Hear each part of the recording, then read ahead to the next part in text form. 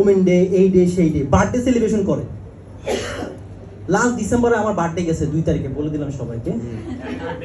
Thank you. Next year please. আমার নাম 30 জনের মধ্যে আমার নাম কেকের মধ্যে। আমার ছবি তুলে লাগছে ভাইয়া যে আমার নাম আছে কিনা দেখার জন্য।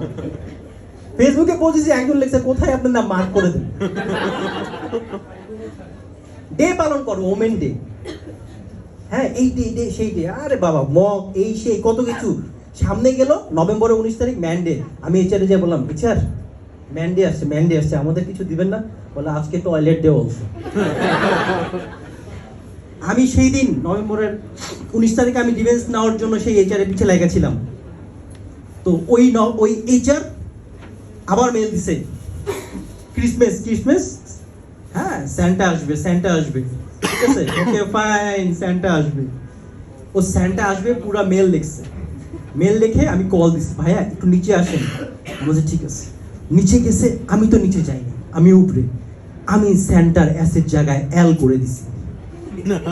এবার মেল গেছে 100 জনের কাছে, ল্যান্ডটা আসবে। এই যে চাকরি চলে গেছে। আমার খুশি লাগছে অবশ্য একটু। 2 বছর যাবার ইনক্রিমেন্ট দিচ্ছে না আমার।